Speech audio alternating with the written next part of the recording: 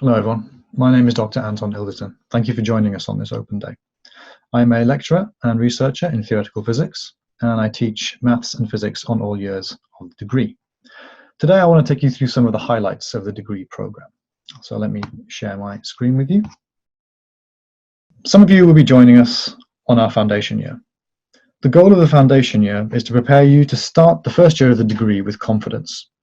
You'll take a variety of modules in mathematics and applications of mathematics, and will be assessed by a combination of coursework, exams, individual and group work.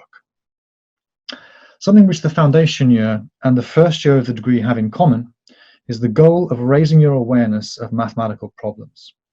You'll be taught to recognize mathematical complexity beyond your everyday experience, and you'll start to learn what mathematical tools are needed to solve those problems. Essentially, we want to turn you into problem solvers. And being a good problem solver is a highly sought after quality in the job market, independent of what kind of job you go into after your degree.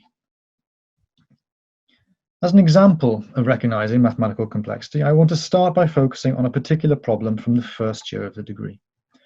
We will answer the question, can a shape with an infinite perimeter contain a finite area? Perimeter, remember, just means length of edge, so the length of the blue line surrounding the shape shown on the screen. Now, our everyday experience would suggest that the answer to this question is no. Consider, for example, a fence around a field. If I extend the fence outward, lengthening it, then the area it contains also increases. So if that fence was infinitely long, it seems to make sense that it would contain an infinite area. To emphasize that, here are some everyday examples. First, a square with a length of side L has a perimeter P, which is just 4 times L. And the area of that square is L squared. This means that there is a simple relation between area A and perimeter P, given by area is 1/16 times the perimeter squared. So just area A is some number times perimeter P squared. The same holds for a circle. The area of a circle is given by a number, in this case 1/4 pi, times the perimeter or circumference squared. From these examples, it seems clear that a finite perimeter means a finite area. And indeed, it is possible to prove that this is true for any shape made up of a finite number of corners, like the example shown. So does this imply that a shape with an infinitely long perimeter must contain an infinitely large area? Spoilers, the answer is no. We will construct a shape, a fractal, which has an infinitely long perimeter but contains a finite area. We will build this shape using the following rule. We start with an equilateral triangle, and then we apply the following rule. Wherever you see a straight line, cut out the middle section and replace it with another equilateral bump, as shown on the screen. Let's go through this and see what happens. We start with our triangle and apply the rule. I see 3 straight lines, so I add 3 triangular bumps, turning my triangle into a star. Are we finished? No, because we can still see straight lines. So we add triangular bumps to each of the lines again. And as the box on the left shows you, just zooming in, if you look closely, there are still straight lines there. So we need to keep on applying our rule and adding triangles. And as we do so, we begin to see a snowflake-like shape appearing. Now let's see what's happening to the perimeter and the area of our shape as we apply our rule. We go back and start with our triangle, and let's say that triangle has a length of side of 1 meter. Then its perimeter is 3 meters, and its area is about 0.4 meters squared. We see on the right that when we first apply the rule, the perimeter increases to 4 meters and the area to about 0.58 meters squared. Both are increasing. This makes sense. As we continue to apply our rule, the perimeter increases to 5.3 and then to 7.1 meters, and the area also increases to 0.64 and then 0.67 meters squared. Now, what you may notice is that while the perimeter is just going up and up as we apply our rule, the area is increasing more slowly. So the perimeter goes up to 9.4 and then to 12.6 as we apply the rule again and again. But the area is increasing much more slowly, going up to about 0.68 and 0.69 meters squared. What you can show is that when you've constructed the final shape, its perimeter is indeed infinite, but the area stays finite, never going above 0.69 meters squared. What you can prove is that the area is in fact given by 8/5 times the area of the triangle that you started with. So it's clearly finite, even though the perimeter, which has infinitely many small triangles on it, is infinitely long. This shape is called Koch's snowflake, which is quite handy because it looks like a snowflake, and because it was discovered by Helga van Koch. The proof of the results here require an understanding of topics called convergent and divergent series. Now, convergent series you may already have met at A level, for example, but divergent series you'll meet in the first year of the degree. So we've shown that a shape, our fractal, can have an infinitely long perimeter yet contain a finite area. Is this all purely academic? No. Fractals crop up in many walks of life, and understanding them can help you understand topics in subjects ranging from geography to cell biology.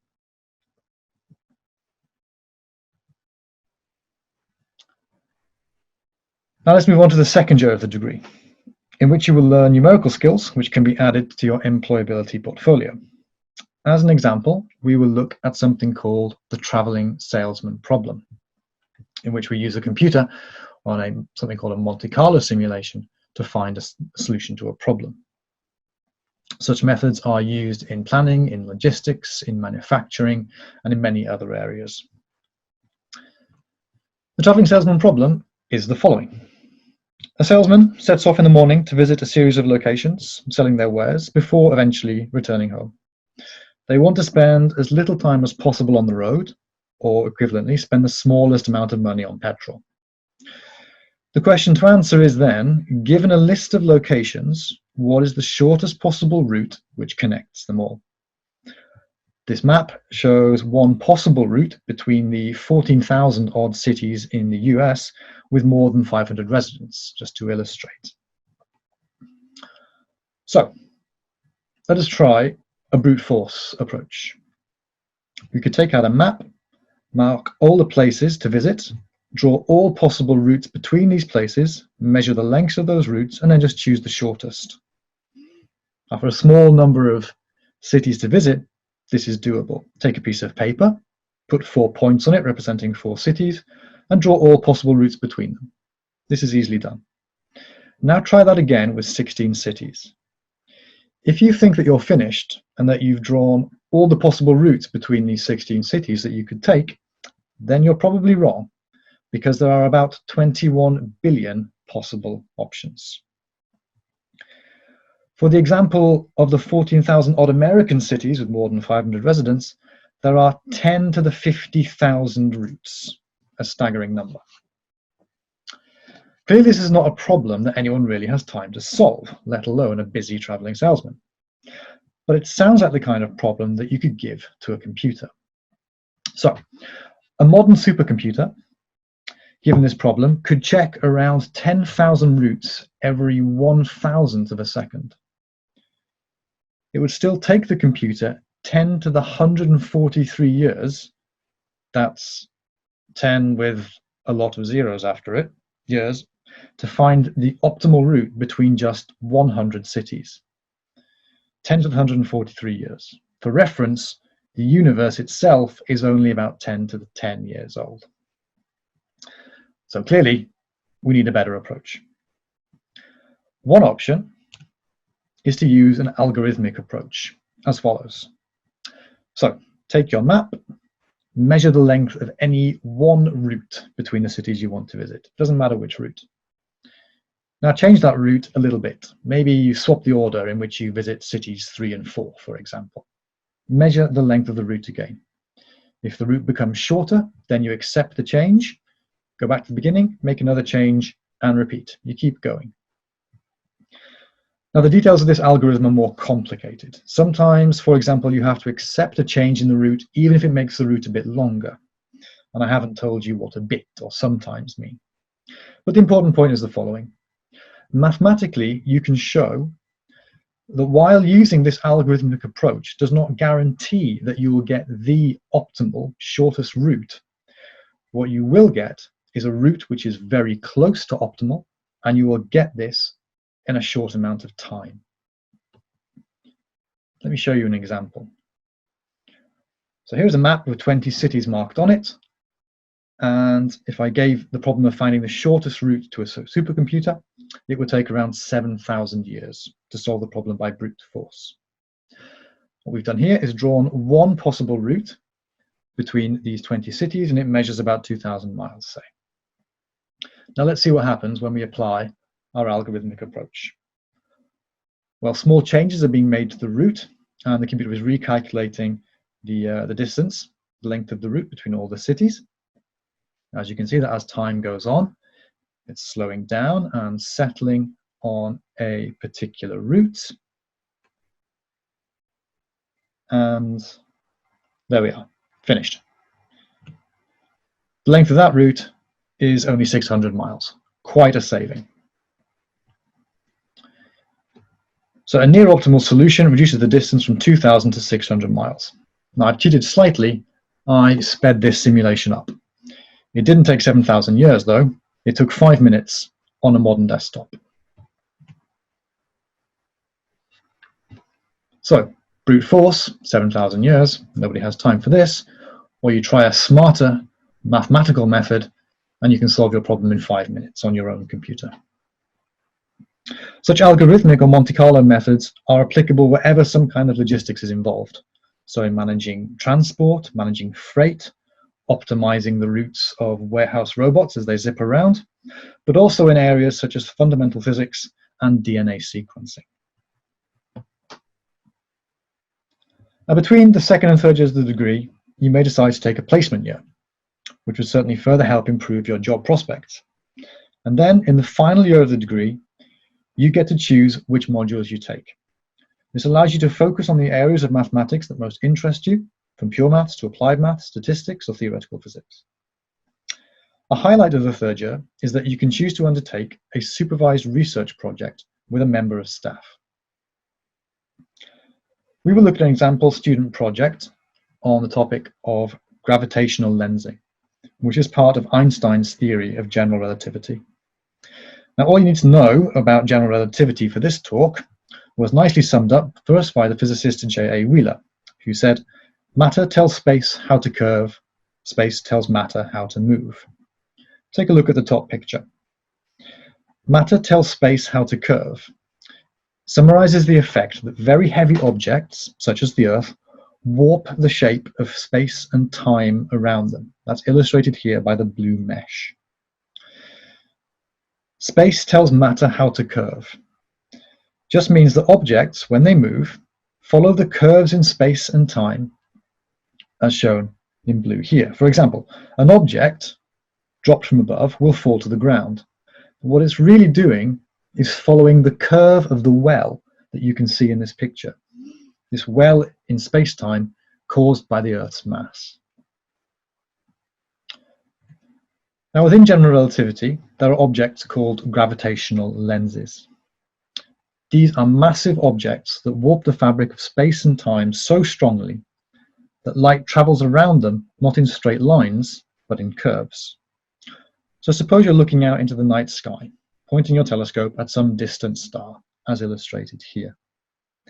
It may be that the star is not where you think, but somewhere else in the sky, because the light from it has been bent around some gravitational lens sitting between you and the star. This effect was predicted by Einstein in 1936, but it was not confirmed until 1979. On the lower left is an image of the night sky in which, highlighted here, are two quasars. These are two supermassive black holes, very far away, which are gobbling up all the matter around them. And as this matter collapses and is devoured by the black holes, it throws off gas and light and energy, which we see here. If we zoom in, though, we notice that these two quasars appear to be very similar. And in fact, they are identical. Really, as illustrated in the top right of the slide, there's only one black hole here, but between us and that black hole is an entire galaxy of stars, which acts as a gravitational lens and bends the light from the black hole around itself in two directions, such that the light then comes to Earth from two directions, and it appears to us as if there are two black holes in the night sky. We see two images. Now, this is a beautiful confirmation of Einstein's theories, but again, is it purely academic? The answer is no. You use general relativity every day, not gravitational lensing, but other effects from general relativity. The GPS in your phone, for example, has to take account of general relativistic effects in order to guide you correctly. So, to summarize, in the first year of the degree, we bring you up to speed and get you thinking in the right way. In the second year, you will learn powerful mathematical tools and methods which will improve your job prospects. And in the third year, you get to specialize and refine your skills, and perhaps do a research project with a member of staff in your area of interest. I hope you enjoy these highlights of the degree program, and that you enjoy the rest of your virtual and real days. Thank you very much for listening.